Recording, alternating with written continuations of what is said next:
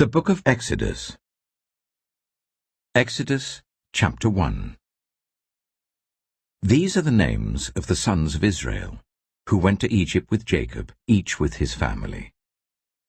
Reuben, Simeon, Levi, and Judah. Issachar, Zebulun, and Benjamin. Dan and Naphtali, Gad and Asher. The descendants of Jacob numbered 70 in all.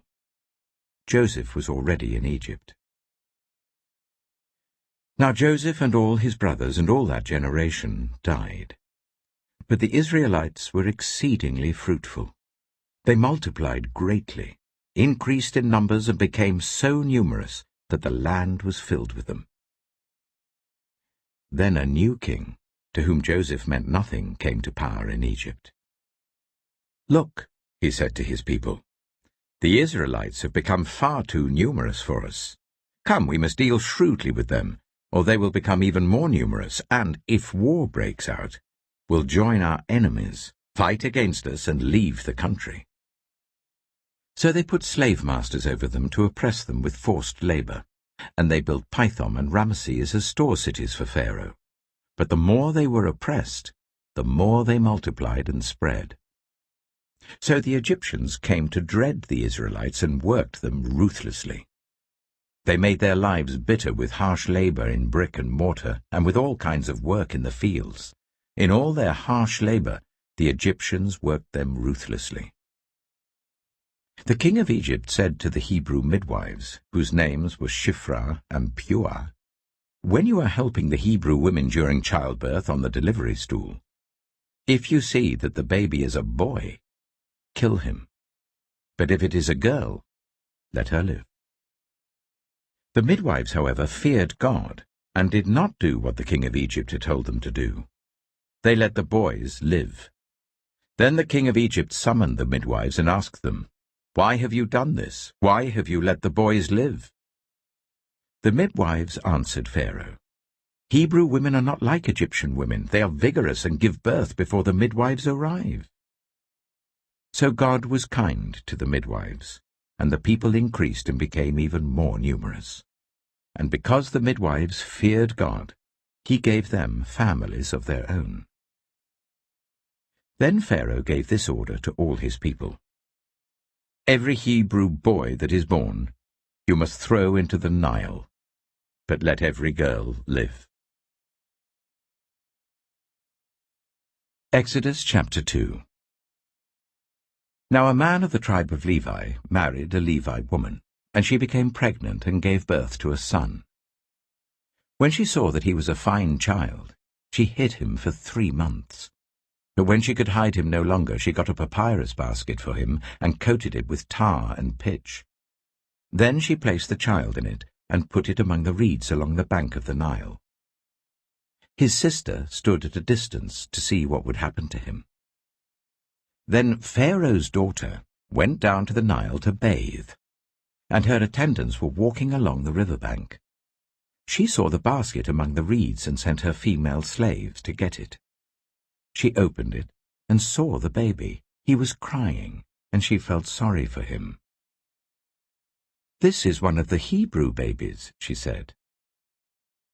Then his sister asked Pharaoh's daughter, "Shall I go and get one of the Hebrew women to nurse the baby for you?" "Yes, go," she answered.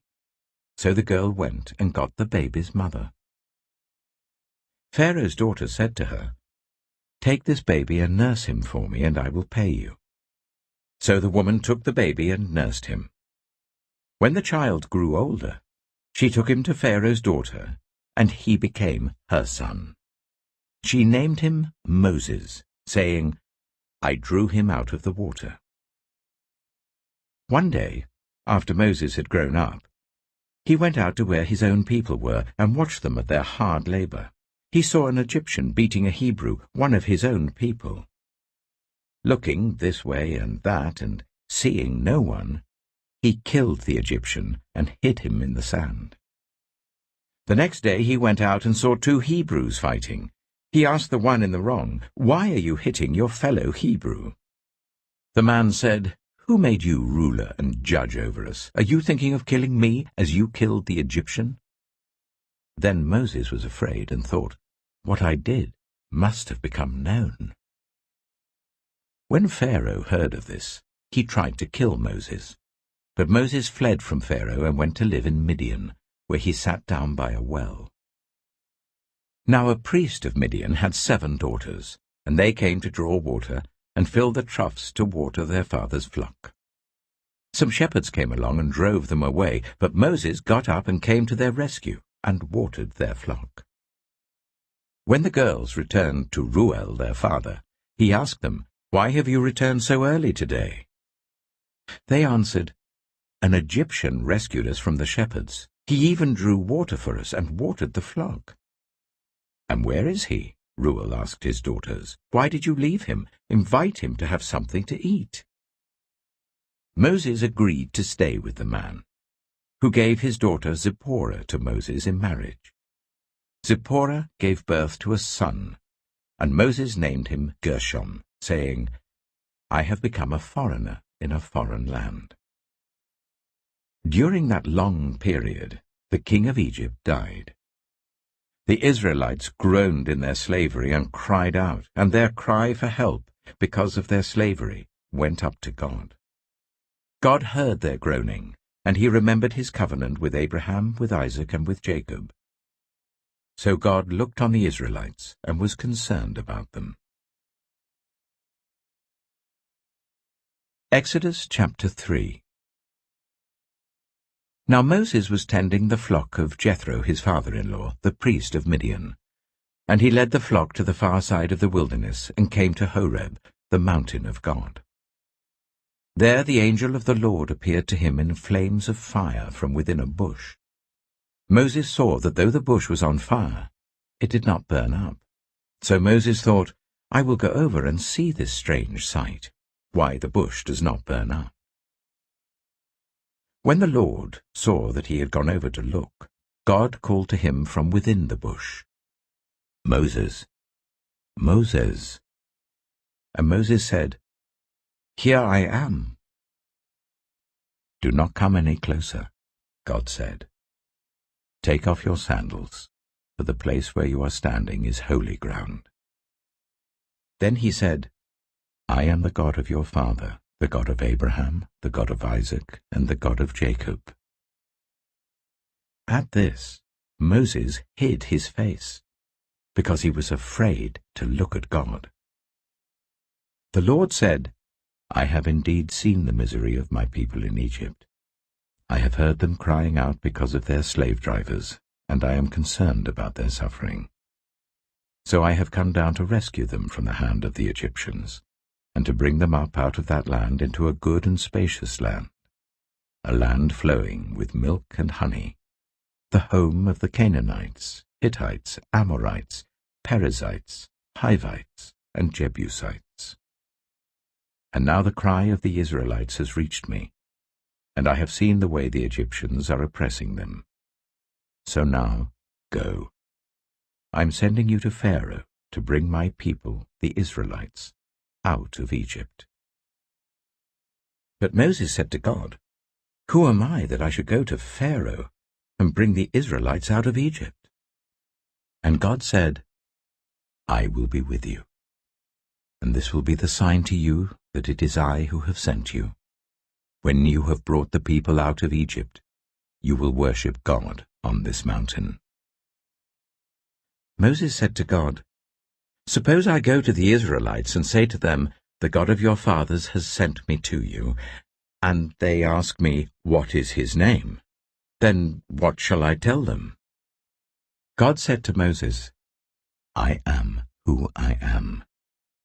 This is what you are to say to the Israelites. I am has sent me to you." God also said to Moses, "Say to the Israelites, 'The Lord, the God of your fathers, the God of Abraham, the God of Isaac, and the God of Jacob, has sent me to you. This is my name forever, the name you shall call me from generation to generation. Go, assemble the elders of Israel, and say to them, 'The Lord, the God of your fathers, the God of Abraham, Isaac, and Jacob, appeared to me and said, I have watched over you and have seen what has been done to you in Egypt.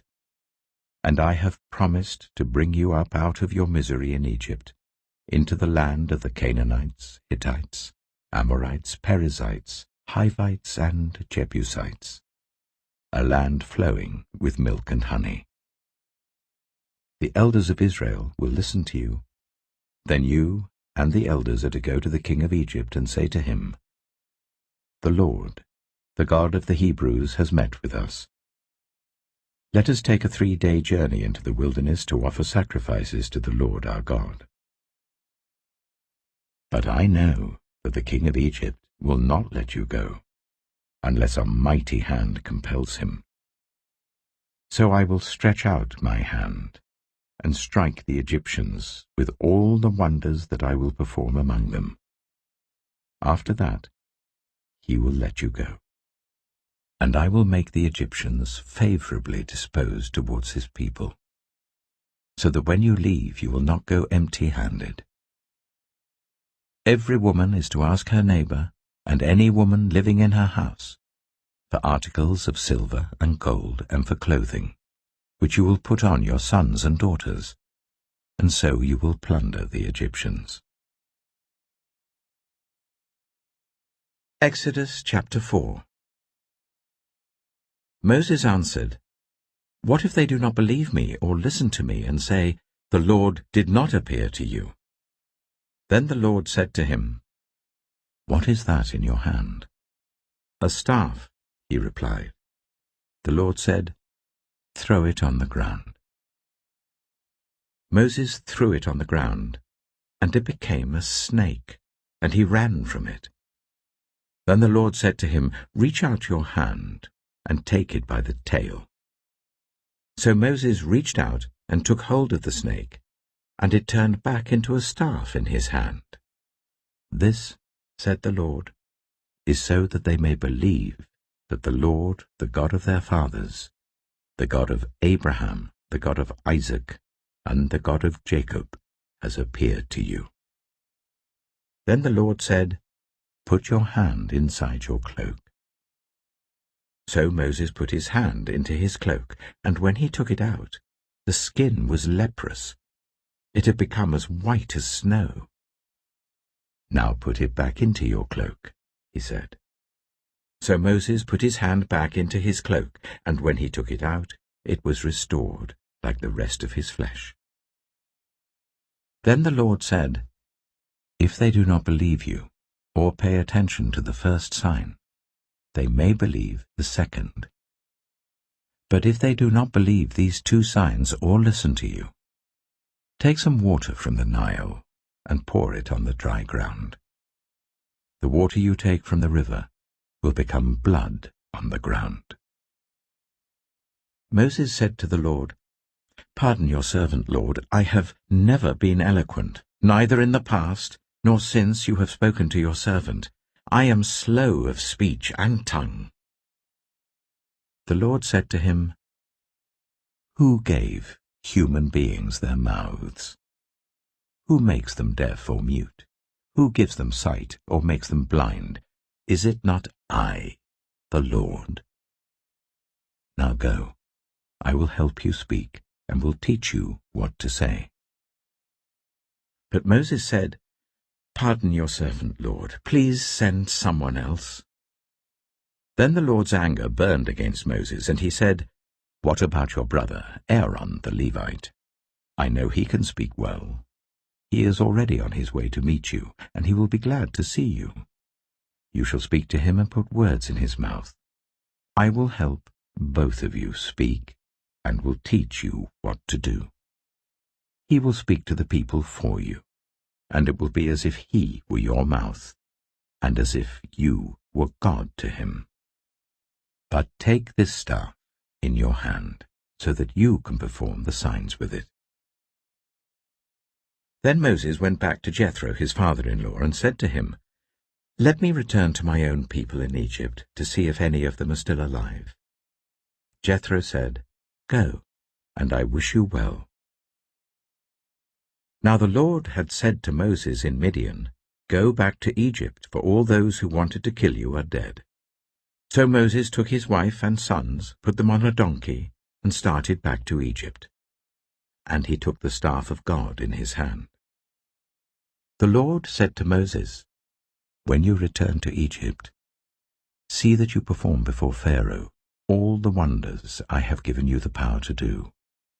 But I will harden his heart, so that he will not let the people go.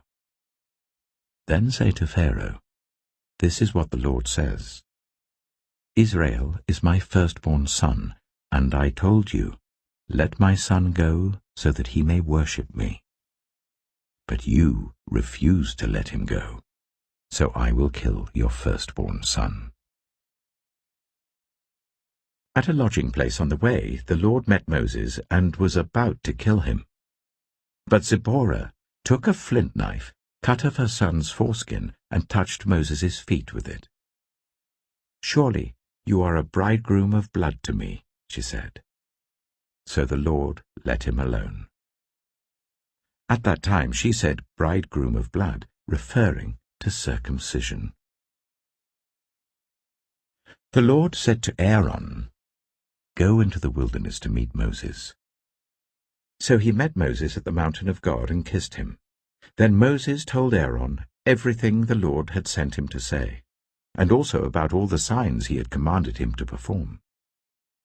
Moses and Aaron brought together all the elders of the Israelites, and Aaron told them everything the Lord had said to Moses. He also performed the signs before the people, and they believed. And when they heard that the Lord was concerned about them and had seen their misery, they bowed down and worshipped.